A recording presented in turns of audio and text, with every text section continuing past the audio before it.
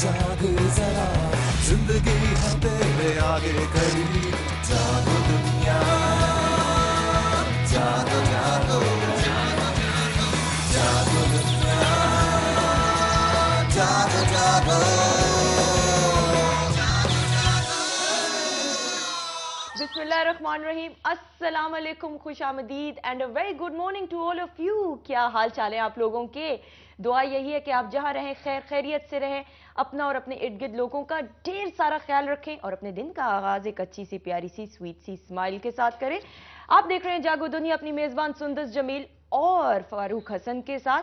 और आज हम थॉट ऑफ द डे के हवाले से क्या बात करेंगे? रोज़ाना हम कुछ ना कुछ नई बात लेके आते हैं। आज मैंने ये सोचा कि थोड़ी सी बात आपके साथ ये शेयर करूं कि अल्लाह ताला ने हमें इतनी सारी नेमतों से नवाजा है। हमारे पास देखने की सलाहियत है, सुनने की सलाहियत है, बोलने की सलाहियत है, लेकिन अक्सर औकात हम में से ऐसे लोग भी मौजूद हैं जो किसी ना किसी माजूरी का शिकार हैं, जिसे हम PWDs यानी पर्सन्स विद डिसेबिलिटीज के नाम से मुखातिब करते हैं। स्पेशल पर्सन्स भी, but internationally PWDs is a more known name in लोगों के लिए। तो क्या ही बात हो कि हुकूमती सतह पे तो इन लोगों के लिए बहुत सारा काम होता है, लेकिन मैं और आप मिलकर क्या इनके लिए कर सकते हैं?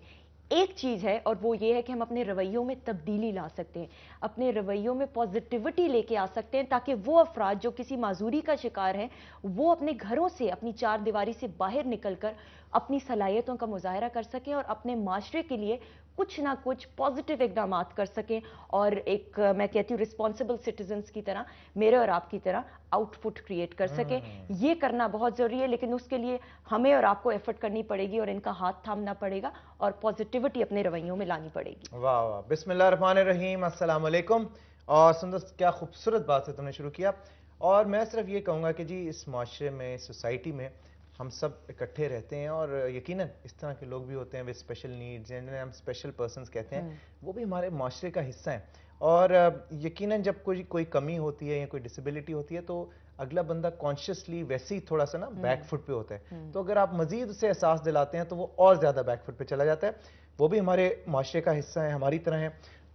सांस लेते हैं, जिंदा रहते हैं और बड़े टैलेंटेड लोग होते हैं। वैसे अब मैंने देखा है बड़ा ज़बरदस्त फ़र्क आ गया। अक्सर ऑर्गेनाइजेशंस में मैंने देखा है कि इस तरह जो लोग जिनकी स्पेशल नीड्स होती हैं उनको जॉब्स दी जाती हैं और उनको बिल्कुल इक्वल स्टेटस पे ट्रीट किया जाता है, which is amazing because they are also part of our society and we have to take care of them. तो ये हमारी रिस्पॉन्सिबिलिटी भी है, सोशल रिस्पॉन्सिबिलिटी भी है और पर्सनल रिस्पॉन्सिबिलिटी भी है।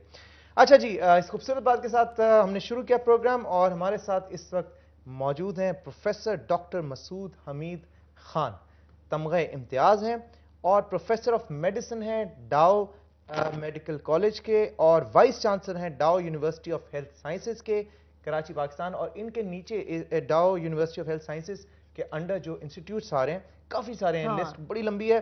डाउ इंटरनेशनल मेडिकल कॉलेज है, डेंटल कॉलेज है, प्रोफेशनल डेवलपमेंट सेंटर है, डाउ मेडिकल कॉलेज है, सिंध मेडिकल कॉलेज है, ओजा इंस्टीट्यूट ऑफ चेस्ट डिजीज़ है, डाउ कॉलेज ऑफ फार्मेसी है, इंस्टीट्यूट ऑफ मेडिकल टेक्नोलॉजी है, institute of physical medicine and rehab है, इंस्टीट्यूट ऑफ नर्सिंग है। बहुत सारी बेशुमार हैं। मतलब कि ये अगर मैंने बताना शुरू कर दिया तो फिर प्रोग्राम पे सिर्फ यही डिटेल्स आएंगी। डॉक्टर साहब से बात नहीं हो सकेगी। डॉक्टर साहब अस्सलाम वालेकुम। अस्सलाम वालेकुम। वालेकुम अस्सलाम। डॉक्टर साहब, इतने ज्यादा इदारे आपके अंडर हैं, मैं पहले तो ये सोचा था ये पूछूं कि आप इन्हें मैनेज कैसे करते हैं? नहीं जी, मैनेज करने में तो ये अल्लाह का लाख लाख शुक्र है कि ये बहुत टीम है और डाउ यूनिवर्सिटी में टीम ऑफ फॉलोअर्स नहीं है बल्कि टीम ऑफ लीडर्स है।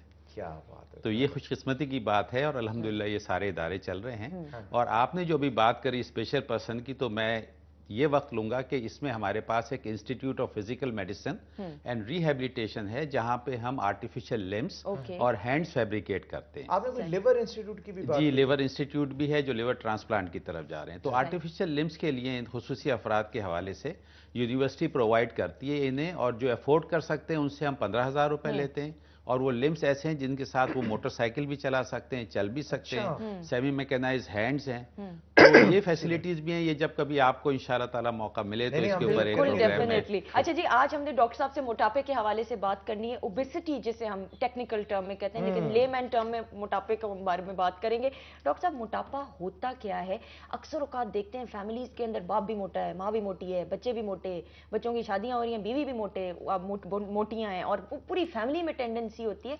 इज इट अ बीमारी? और अगर बीमारी है तो इसकी वजह से और कितनी प्रॉब्लम? और इससे डिप्रेशन बड़ा हो जाता है डॉक्टर साहब, जब आप वो हर वक्त तनकीद का मजाक का निशाना बनते हैं तो वो और बजाय पतला होने के और मोटापे की तरफ जाते हैं।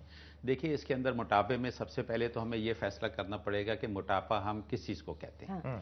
तो अल्लाह पाक ने हर इंसान की हाइट के हिसाब से एक वज़न मुअय्यन किया है। अच्छा, तो उसे हम कहते हैं कि वो हम कैलकुलेट करते हैं और जिसे बॉडी मास इंडेक्स कहते हैं। तो यानी अगर हाइट है 5 फुट 6 इंच तो वज़न जो है वो 70 किलो के करीब होना चाहिए।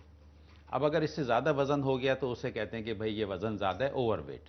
तो आपका जो दूसरा सवाल था कि इसके क्या असरात हो सकते हैं, तो हम ये कहते हैं कि बीमारियां मेडिकल साइंस में 2 चीज़ों में डिवाइड होती हैं। एक तो कम्युनिकेबल डिजीज़ हैं, यानी जो कम्युनिकेट होती हैं, जैसे निमोनिया हो गया, हेपेटाइटिस है। एक नॉन कम्युनिकेबल डिजीज़ हैं जिसके अंदर ज़ियाबतीज़ है, हाई ब्लड प्रेशर है, स्ट्रोक की बात है। तो ये मोटापा जो है नॉन कम्युनिकेबल डिजीज़ की हम कहते हैं माँ है, mother of non communicable disease. यानी कि अगर मोटापा होगा तो ये जितनी बीमारियां हैं, ज़ियाबतीज़ है, ब्लड प्रेशर है, स्ट्रोक है, डिप्रेशन की बात है, ये सारी की सारी बढ़ के सामने आएंगी इंसान के अंदर। तो अगर एक फैक्टर को हम कंट्रोल करते हैं और हमारे पेशेंट कंट्रोल करते हैं तो उसमें आप समझें कि इतनी सारी चीज़ों में बेनिफिट मिल सकता है। डॉक्टर साहब, जेनेटिक्स का इसमें कितना असर होता है? क्योंकि अक्सर देखा है कि ये खानदानी तौर पे भी जो मोटापा है it runs in the family also, और बड़ा रेयर होता है कि आप अगर आपके पेरेंट्स या आपके ग्रैंड पेरेंट्स जो हैं वो अगर मोटे हैं तो आप पतले किसी तरह हो जाए, बड़ा कम देखा तो उसमें मैंने जैसे अर्ज किया कि ये जो नॉन कम्युनिकेबल डिजीज़ हैं इनमें जेनेटिक्स को तो रोल प्ले करती है, बॉडी में वो जीन्स होते हैं। अब जीन्स का ये सिलसिला होता है कि अगर पेरेंट्स में वो जीन्स हैं तो ज़रूरी नहीं सारे बच्चों में आए ट्रांसफ़र हों, बल्कि 4 बच्चों में से 2 में आ सकते हैं, 3 में आ सकते हैं। जीन्स तो आ गए, जीन्स का मतलब है कि ग्राउंड फर्टाइल हो गई, लेकिन अगर अब उसके ऊपर एनवायरमेंटल फैक्टर्स जिसे कहते हैं, यानी अब वो फैमिली अगर ये एहतियात करे कि शुरू ही से खुराक के अंदर परहेज करे और वर्जिश की आदत डाले तो फिर वो जीन जो है वो एक्सप्रेस नहीं होगा। लेकिन डॉक्टर साहब, इस तरह के जो लोग होते हैं, मतलब जैसे सुंदर हैं कि जो मर्जी खा लें, जितना मर्जी आलू चिप्स खा लें, जो मोटापा करने वाली चीजें, इसको कोई असर नहीं? इनको जेनेटिकली बेनिफिट है। अच्छा डॉक्टर साहब, टाइम इतना कम था, पता भी नहीं चला। Thank you so much, it was a pleasure having you. नाज़रीन, हमने ब्रेक की तरफ बढ़ना है, लेकिन आज आपको बता दें कि जी बहुत सारे सरप्राइजेज हैं। ये आपको सामने नजर आ रहा होगा, ये हमने अपने घर का सामान बिल्कुल नहीं लेके आए, ये हमने डिस्ट्रीब्यूट ऑक्शन बिल्कुल भी नहीं हो रही, ये आपके लिए है खास तौर पे। क्या करना होगा, कैसे क्वालिफाई करेंगे ताकि आप ये जीत सकें, उसके लिए you have to stay tuned. हम यूं गए और यूं वापस आए। Stay tuned, keep watching Jaago Duniya. Good morning to you.